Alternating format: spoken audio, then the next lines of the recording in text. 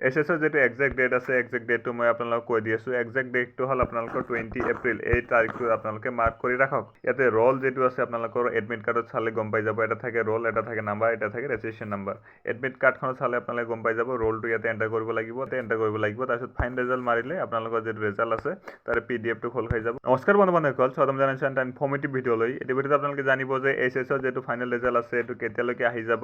আপোনালোকৰ 20 তাৰিখে ৰিজাল্টটো আহিবনে নাহি কনফাৰ্ম যেটো আপোনালোকক কনফাৰ্মেশন লাগে সেই কনফাৰ্মেশনটো আপোনালোকে এই ভিডিঅ'ত পাই যাব সেইকাৰণে ভিডিঅ'টো হেকলৈকে চাই থাকিব ভিডিঅ'টো বেছি দীঘলীয়া নকৰো মই ইজিলি কেইটামান ষ্টেপ আপোনালোকক বুজাই দিব পাৰিলে মই ভিডিঅ'টো হেক কৰি দি আছো 2 মিনিটত ভিডিঅ'টো হেক হৈ যাব মই আপোনালোকক জনাই আছো আপোনালোকৰ যেতিয়া ৰিজাল্টটো আউট হ'ব তেতিয়া এনেধৰণে আপোনালোকে এটা ইন্টাৰফেস পাব তাতে আপোনালোকে ইয়াতে ৰোল যেটো আছে আপোনালোকৰ এডমিট কাৰ্ডত চালে গম পাই যাব এটা থাকে ৰোল এটা থাকে নাম্বাৰ এটা থাকে ৰেজিষ্ট্ৰেচন নাম্বাৰ এডমিট কাৰ্ডখন চালে আপোনালোকে গম পাই যাব ৰোলটো ইয়াতে এন্টাৰ কৰিব লাগিব তাৰপিছত নাম্বাৰটো ইয়াতে এন্টাৰ কৰিব লাগিব তাৰপিছত ৰেজিষ্ট্ৰেচন নাম্বাৰটো ইয়াতে এন্টাৰ কৰিব লাগিব তাৰপিছত ফাইন ৰিজাল্ট মাৰিলে আপোনালোকৰ যেটো ৰিজাল্ট আছে তাৰ পিডিএফটো খোল খাই যাব আপোনালোকে স্ক্ৰিনশ্বটটো ল'ব পাৰে তাৰপিছত মেইন যেটো উদ্দেশ্যৰ কাৰণে আপোনালোকে ভিডিঅ'টোত ক্লিক কৰিছে এটো হল আপোনালোকে এছএছ ৰিজাল্ট যেটো আছে ৰিজাল্টৰ এক্সাক্ট ডেট কেতিয়া এছএছৰ যেটো এক্সাক্ট ডেট আছে এক্সাক্ট ডেটটো মই আপোনালোকক কৈ দি আছো এক্সাক্ট ডেটটো হল আপোনালোকৰ 20 এপ্ৰিল এই তাৰিখটো আপোনালোকে মাৰ্ক কৰি ৰাখক 20 এপ্ৰিলটো আপোনালোকে কনফাৰ্ম হিচাপে ধৰিব পাৰে যদি কিবা কাৰণত 20 এপ্ৰিলত নাহে তেনেহলে আপোনালোকে এই তাৰিখটো 20 পৰা 30 এপ্ৰিল লৈকে ধৰি ল'ব পাৰে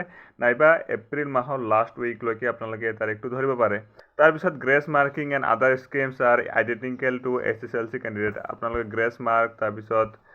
যেবোৰ বেলেগ বেনিফিট আছে সেইবোৰ এছএছএলসি কেণ্ডিডেটৰ নিচিনাকে সেম আপোনালোকক মই এটা প্ৰুফ হিচাপে দেখাই দি আছো ইয়াতে যেটো আপোনালোকৰ ক্ৰম ব্ৰাউজাৰৰ পৰা ৰিজাল্ট আহে এটো আপোনালোকে চাব পাৰে লাষ্ট উইক অফ এপ্ৰিল গৈছে কিন্তু মই তাৰ আগতে আপোনালোকক এক্সপেক্টেড এটা ডেট দি আছো 20 এপ্ৰিলটো আপোনালোকে মাৰ্ক কৰি ৰাখক 20 এপ্ৰিল নহলে লাষ্ট উইক অফ এপ্ৰিল এই কেটা দিনত আপোনালোকে ৰিজাল্টটো চাব পাৰিব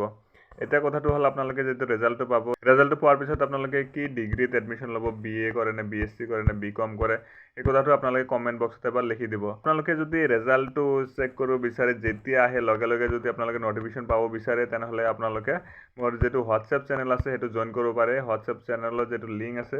লিংকটো মই ডেসক্ৰিপচন বক্সত দি দিছো এতিয়া আপোনালোকে তলত চাব পাৰে